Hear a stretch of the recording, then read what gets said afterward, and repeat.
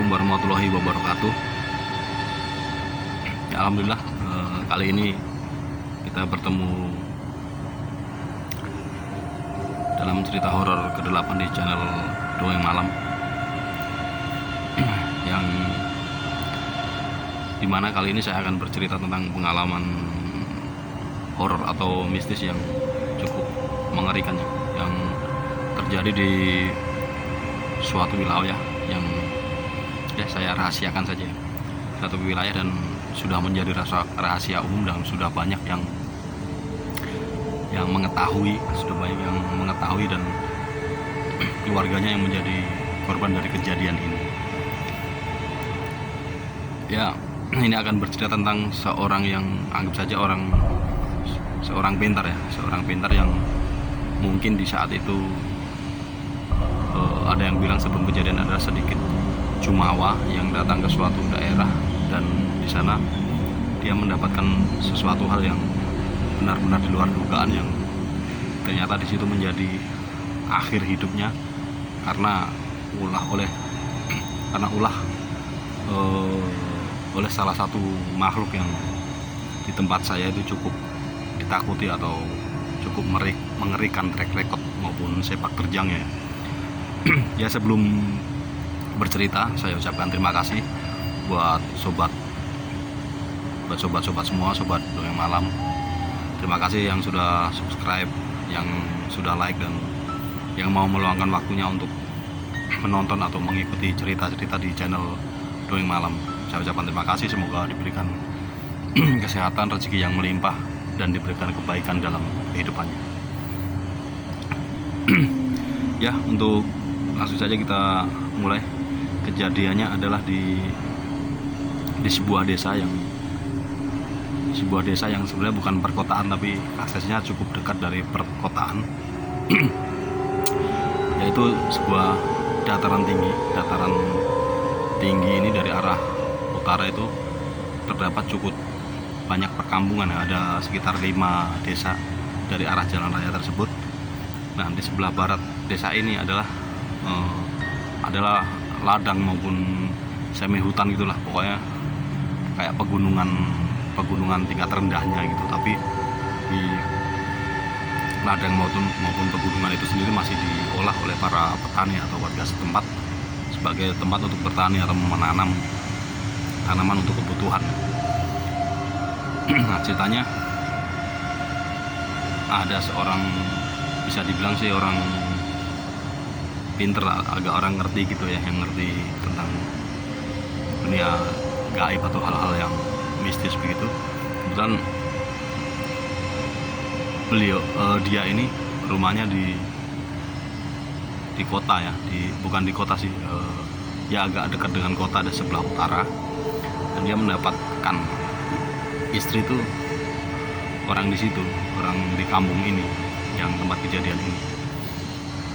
Nah, pada suatu hari karena ada urusan, si bapak orang pinter ini, atau sebut saja namanya Mas Yan, karena waktu itu kejadiannya masih belum cukup tua ya, masih usia 40-an lah, masih muda lah, sebut saja nama Mas Yan. Nah, suatu hari Mas Yan ini ada keperluan dan harus datang ke rumah ibu mertuanya yang berada di posisi desa tersebut, yang di sisi agak selatan pegunungan tadi. Waktu itu untuk berangkatnya Mas Yan ini diantar entah oleh tetangganya atau siapa menggunakan sepeda motor yang ditempuh sekitar setengah jam. Maaf, batuk. Yang ditempuh sekitar setengah jam dari rumahnya Mas Yan itu. Istrinya nggak ikut karena yang ada urusan ini si Mas Yan sendiri. Akhirnya sampai di tempat tujuan itu sore hari sekitar jam 4. Nah, untuk yang tetangga yang mengantar tadi langsung pulang ke rumah, langsung disuruh pulang karena Mas Yan ini akan ada keperluan dan mungkin saja akan menginap. Nah, singkat cerita, si Mas Yan ini dia tujuan pertamanya adalah ke tempat entah Pak D-nya entah Pak Le-nya ya, masih satu kampung itu, cuman posisinya masih agak ke selatan itu.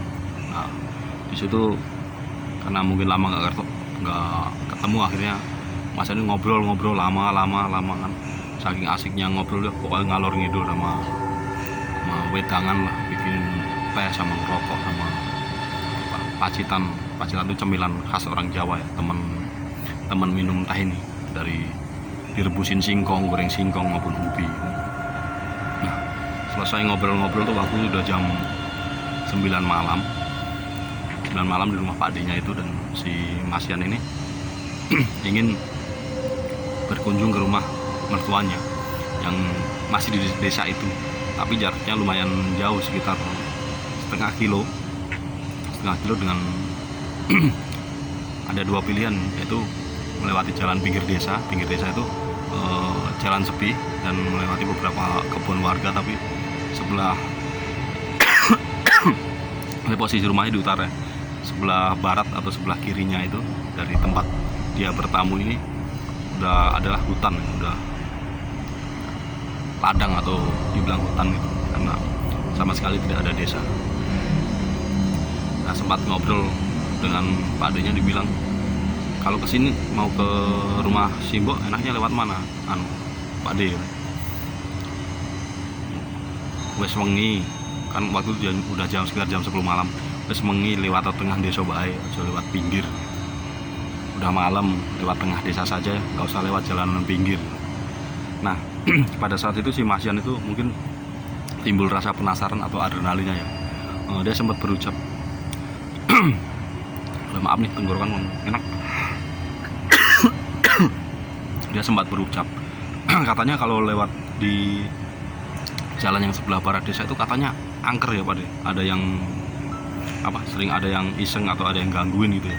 Saya mau coba lewat sana. Pak D-nya mendengar itu, Pak D-nya udah mencegah, udah malam mendingan udah lewat tengah desa aja, tinggal lurus enak, lewat sana sepi malam nggak ada orang apalagi jam segini. Akhirnya setelah berpamitan si Mas ini, oh iya ya aku lewat sana gitu. Nah pada saat itu tuh kejadian sekitar tahun 90-an, dimana listrik itu belum masuk di desa itu.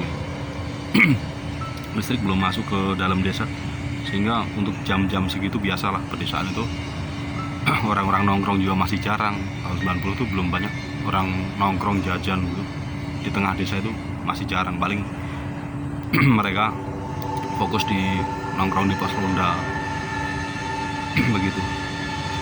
Maaf nih.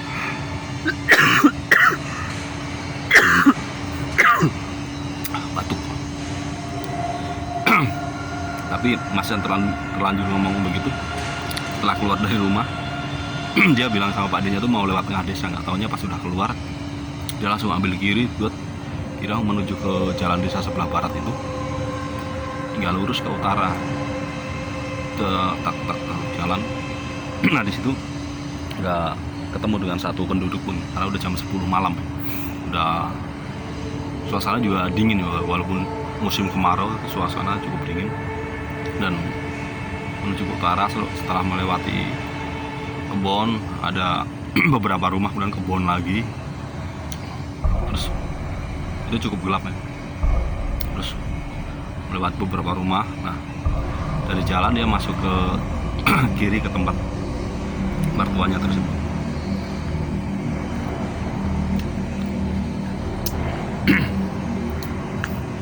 Ya akhirnya dia ketak-ketak, assalamualaikum Bo. Dan ibu mertuanya pun membuka pintu dan, le kok wengi-wengi rene karo sapa kancamu, bojomu atau jak gitu. Le malam-malam kok kesini, kamu sama siapa? Istri kamu nggak diajak? Enggak Bu, aku tadi dari sore di tempat Pak D sana, ini mau nginep ke sini. Istri nggak mau ikut, nah cuman saya kangen pengen main ke sini doang, sama sedikit perlu besok pagi katanya. Oh ya udah katanya. Akhirnya mendengar ada yang datang. Kalau di kampung itu kan polusi suara kalau malam kan sangat minim, jadi ada suara orang ngobrol, orang buka pintu, pintu model zaman dulu pasti terdengar ke tetangga-tetangganya. Dan jika ada suara orang baru atau orang jauh itu pasti mereka akan sangat peka tetangganya ini. Oh, itu suara siapa ya? Enggak, tetangga yang pada belum tidur pada keluar ngeliat ngelongok ke situ kan, oh ada tamu Mas Yan. Akhirnya pada ngobrol-ngobrol, dibikinin teh lagi, ngobrol asik lagi sama tetangga itu hingga sekitar larut malam jam setengah 12. Setelah sampai jam setengah 12 malam tersebut, akhirnya karena mungkin udah pada ngantuk ya, dan besok harus beraktivitas lagi karena besok masih beraktivitas lagi, akhirnya beberapa tetangga ini pamitan, ya udah Mas, nah istirahat. Nah, kita juga mau istirahat nih, besok harus ke ladang, harus garap tanah gitu loh, pekerjaan petani kan seperti itu. Ya udah pamit, udah tinggallah dia berdua. Ibu mertuanya ini udah gak tua juga, dia sama ibu mertuanya. Nah, akhirnya si Mas Yan digelarin tidur di ruang tengah, karena ini rumah limasan zaman dulu kan, biasanya kan depan lebar rumahnya itu, depan lebar dengan pintu. Nah, di depan itu biasanya nggak ada kamar. Nah, kamar itu di baris belakang gitu, dia diambil satu petak segaris panjang gitu lebarnya. Nah, Mas Yan digelarin di yang biasa tidur di situ di ruang tamu lah, digelarin tiker, orang Jawa kan, orang lama. Dan si ibu mertua ini dia tidur di kamar, dia terpisah di kamarnya itu.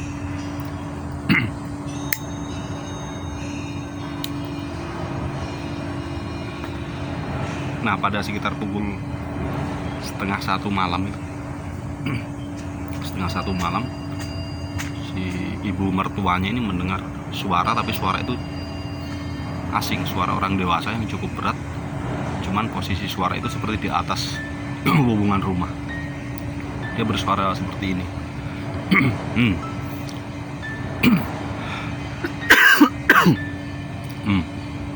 Kini wes turu. Ternyata udah tidur gitu. Nah, setelah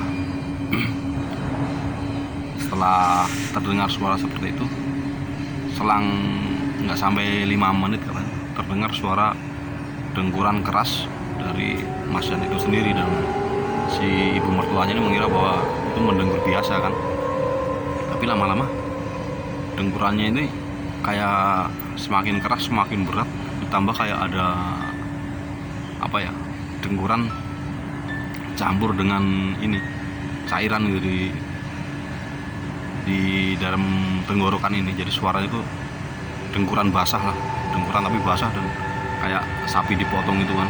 Dan ini nggak sampai akhir-akhirnya itu seperti teriakan dan mau ngomong tapi nggak kesampaian mau ngomong seperti apa gitu. Hingga terus setelah itu pas dengan suara dengkuran paling keras, hampir seperti berteriak itu, habis itu hening, nggak ada suara apa-apa lagi kan. Tapi pas mendengur itu dengkuran terakhir itu ada suara gedebukan, kayak seperti orang berontak gitu kan, lantainya masih tanah, gedebukan di tanah, duk debuk gitu kedengeran. Tapi itu nggak lama, setelah itu hening kembali. Dan si mbahnya ini manggil, Yan, es turu Yan, nggak ada jawaban. Kemudian si mbahnya ini penasaran, dia pun menengok ke depan, dan ternyata si Mas Yan itu masih mendengkur, cuman suaranya itu lebih kecil, hanya terdengar dari jarak dekat. Dan mendengkur itu posisinya sudah miring karena waktu itu belum ada listrik, masih pakai lampu minyak, jadi penerangan tuh juga masih apa adanya, nggak bisa terang banget. Pas mendengur itu dibangunin, Yan nggak bangun kan. Nah, karena ini mbahnya menangis dan minta tolong, akhirnya tetangga yang tadi baru pulang belum lama kan, belum tidur tuh, mendengar suara tangisan si mbah ini, mereka bangun lagi langsung ngegeruduk rumah itu kan.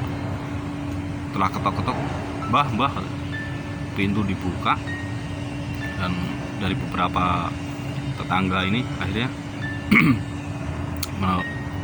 masuk ke rumah dan bertanya, ada apa?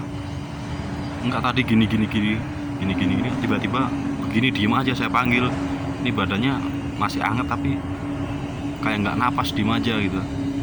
Tapi masih ada suara dengkuran itu, dengkurannya masih teratur gitu kan. Hingga dari salah satu warga kan ada yang tahu cara mengetahui nadi seseorang ini masih berdenyut atau enggak kan. Nah, akhirnya nadinya ada yang ngetes, ini udah nggak ada nadinya tapi kok masih berdengkur kan. Salah satu inisiatif kan dibalikin ke posisi terlentang, tadi kan miring, posisi terlentang, dan ternyata tuh dibantal sama pipi sebelah kanan atau kiri, waktu nggak dijelasin, sama pipinya itu darah segarnya keluar tuh, basah sampai samping gitu, sampai bantal, darah segar, benar darah segar katanya. Setelah itu warga menyalakan lampu yang lebih terang, lapor RT, terus manggil warga yang lain, ada kejadian seperti ini. Jadilah malam itu rame nih, hingga akhirnya salah satu mengusulkan, coba panggil dulu Pak Mantri ya, panggil Pak Mantri ini, bisa nggak malam ini? Kalau nggak bisa ya ditunggu sampai ntar pagi gitu. Soalnya kondisinya seperti ini. Nah, waktu itu belum ada dibawa ke rumah sakit atau apa, soalnya kendaraan juga susah, nggak semua orang punya mobil, nggak semua orang punya sepeda motor. Waktu itu masih hal yang langka atau barang mewah lah sepeda motor itu. Nggak, akhirnya yang warga itu mengurus dengan membersihkan badan yang kena darah tadi kan sebagian, terus dilurusin, tapi dengkuran itu masih terus terdengar, teratur kayak orang bernapas biasa, cuma agak mendengkur kasar gitu. Hingga mengutus 2 orang tetangganya ke rumah Mantri yang jaraknya agak jauh, waktu itu naik sepeda, sampai kemudian sampai sana ketemu Pak Mantrinya kan,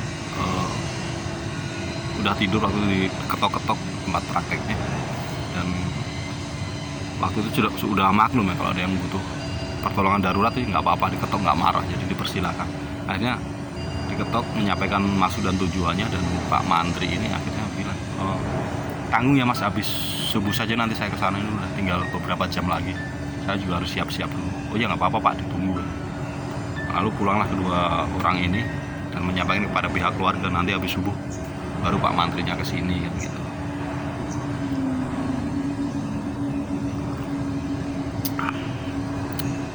Nah, tibalah habis subuh itu sendiri Pak Mantri datang.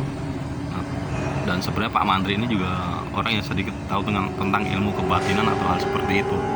Akhirnya dia melihat, karena badan pasien udah dingin ya, dicek pasien itu badannya udah dingin tapi napasnya masih ada. Namanya Mantri datang kan bawa peralatan lengkap. Nah, dia ambil kapas, ditempellah di posisi hidung ini. Nah, dengan dengkuran yang agak keras seperti itu, kapas itu sama sekali tidak bergerak. Kalau orang bernapas kan dikasih kapas, pasti kapasnya bergerak nih, depan belakang tuh. Karena kapas kan sangat sensitif, jika terkena angin ya, dia akan menunjukkan gerakan. Itu sama sekali nggak ada gerakan. Dan akhirnya Pak Mantri ini mengambil keputusan, Pak, ini sepertinya udah nggak ada, dan ini dengkuran ini ada suatu hal yang lain yang ada di bapak ini gitu. Lebih baik gini aja, lapor ke pihak RT, RW, terus beritahu pihak keluarga, karena Pak Mantri ini udah tahu ya kalau yang meninggal ini bukanlah warga sini tapi menantu yang tinggalnya di luar desa itu, jadi agak jauh. Takutnya jika ada kematian di situ, nanti ada kesalahpahaman kan. Makanya Pak Mantri kan sedikit tahu jalur hukum, waktu itu nggak perlu lapor polisi sih, hanya RT, RW sama keterangan dari warga untuk mengutus satu warga untuk memberitahu keluarganya di sana bahwa Pak ini sudah meninggal. Terus warga itu ada yang bertanya, tapi itu napasnya masih Pak. Pak, ini bukan napas, ini ada hal lain yang menyebabkan Bapak ini meninggal, Allahu alam ya, meninggal dan sekarang berada di tubuhnya. Ya, untuk kebaikannya biar sama-sama bersih ya, biar nggak penasaran. Kita bacain doa bareng-bareng bagi yang bisa ya. Baca doa sesuai kemampuannya, karena waktu itu tuh memang di desa itu untuk segi agama memang masih sedikit kurang ya, hanya beberapa orang saja, hingga akhirnya dibacain doa. Nggak lama dari itu, jadi si Mas Yan yang badannya sudah dingin, sudah kaku, secara medis dinyatakan meninggal. Mas Yan itu bersin sekali tapi kencang, katanya. Pada kaget semua waktu itu. Setelah bersin terakhir, udah langsung nggak ada suara lagi, nggak ada gerakan lagi, karena itu bersin terakhir dengan suara kencang. Katanya gerakannya tuh nggak se ekstrim kalau orang bersin anjing gitu, nggak. Itu hanya sedikit bergerak saja, tapi suaranya cukup kencang dan mengagetkan. Setelah itu sama sekali udah nggak ada suara dengkuran, dan memang Mas Yan itu sudah meninggal. Hingga akhirnya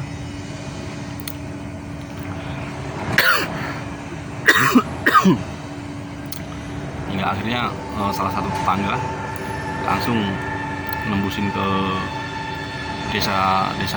desanya aslinya sana, yang istrinya berada di sana, nemuin Pak RT. Lalu diceritakan begini bahwa ini meninggal di sini, saksinya banyak, tidak ada memang meninggalnya secara alami, di luar, nggak ada rekayasa, nggak ada apa. Itu mau dimakamin di sini atau di desa istrinya. Terus dari pihak keluarga meminta dimakamin di desa itu. Nanti pagi suruh nyiapin dimandinya di desa tempat yang meninggal, udah bersih rapi, dan dimakaminya nanti di desa asalnya yang di agak kota itu, sebelah utara itu. Nanti akan dijemput pakai mobil jenazah, pakai mobil kol, zaman bukan jenazah, mobil kol. Nah, paginya si Pak D yang semalam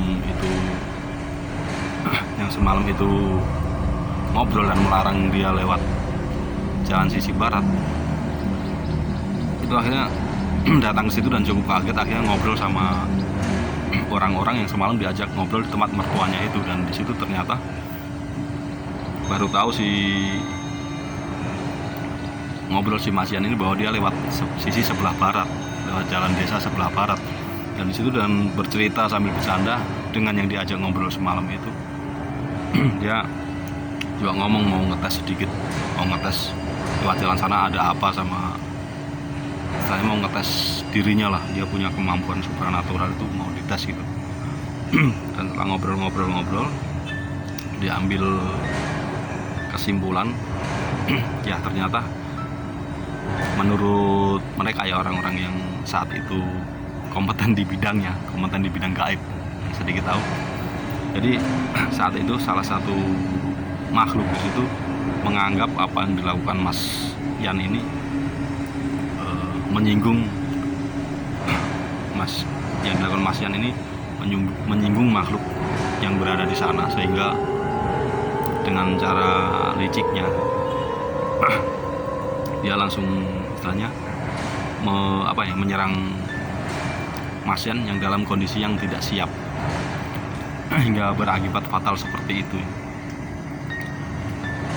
Jadi Mas Yan itu mungkin kalau sekarang secara medis penjelasannya akan lain ya, tapi kalau di waktu itu, zaman itu, di desa itu, kejadian seperti itu cukup banyak yang disebabkan oleh salah satu makhluk ya. Jadi kesimpulannya di situ, mereka kebanyakan berbicaranya ini pasti dimakan Joyo Klompro gitu. Joyo Klompro ini adalah salah satu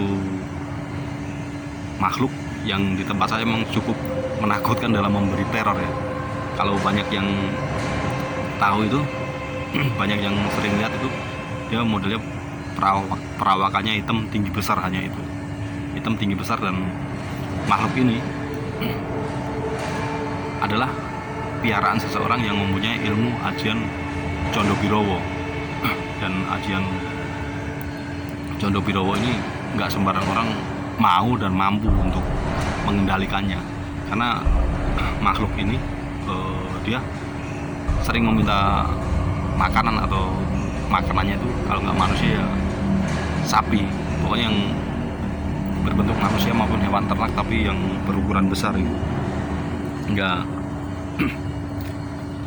Nanti untuk pembahasan Condro Birowo ini kita bahas dalam ini ya, dalam sesi yang terpisah, karena ini sebenarnya cukup menarik dan hal yang cukup menarik, tabu dan mengerikan. Karena terus terang saya sendiri juga salah satu orang yang terhantui dengan sosok itu ya, karena dia sangat licik, kehadirannya tak terduga dan suka menyerang dengan tiba-tiba. Dan fatalnya lagi, mereka pasti akan menghabisi lawannya atau orang yang diincarnya tersebut sebagai makanannya, walaupun nggak secara fisik, tapi korbannya sudah cukup banyak.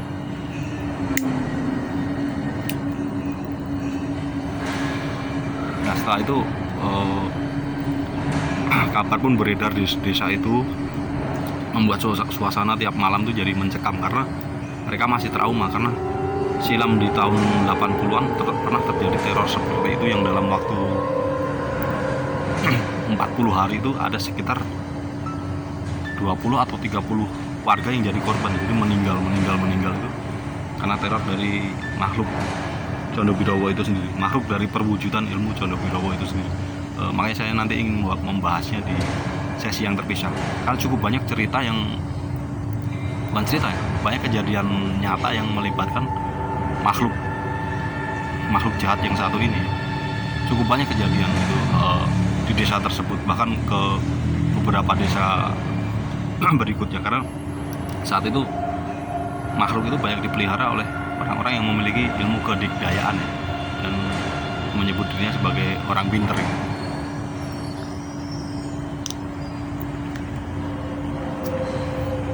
Dan setelah selesai jenazah diantar ke tempat asalnya dan dimakamkan di sana, di desa itu terasa sangat mencekam ya. Kalau malam-malam itu udah nggak banyak orang nongkrong, nggak banyak orang keluar, karena mereka masih takut dengan kejadian itu ya, karena kejadian itu bukan hanya sekali-kalinya, udah berpuluh-puluh kali kejadian seperti itu. Jadi mereka nunggu adem dulu, nunggu kabar, menghilangkan sisa-sisa trauma tersebut, dan kemudian baru beraktivitas normal seperti biasanya. Ya itulah tadi cerita seseorang yang istilahnya masuk ke wilayah atau ranah orang lain tapi agak menonjolkan diri, dan ternyata dari salah satu penghuni yang tak kasat mata tidak menerimanya dan menunjukkan eksistensinya dengan sangat ini ya, berlebihan ya, yang berakibat fatal. Tapi entah kejadian itu adalah 100% ulah dari makhluk tersebut atau ada hubungannya dengan medis ya, Allahu alam, tapi kejadian itu banyak sekali terjadi dan terulang di desa tersebut. Nah, dari sini kita bisa ambil hikmahnya bahwa dimanapun kita berada, kita datang itu, kita memang harus menghormati adat dan istiadat, serta menghormati seluruh penghuni wilayah tersebut dengan semestinya. Itu nggak terlalu berlebihan dan nggak juga menyepelekan itu. Ya, ceritanya cukup dulu, cerita ke-8 di Dongeng Malam. Saya ucapkan terima kasih kepada sobat Dongeng Malam yang telah subscribe, yang telah like dan sudi mampir dan menonton cerita di channel saya ini. Ya, cukup sampai di sini dulu. Saya ucapkan terima kasih semuanya. Semoga semua saya doakan diberi kesehatan, rezeki dan melimpah dan kebaikan dalam hidupnya untuk sobat semua dan untuk kita semua pada umumnya. Ya, assalamualaikum warahmatullahi wabarakatuh. Sampai jumpa pada cerita horor berikutnya di Dongeng Malam. Salam Dongeng Malam.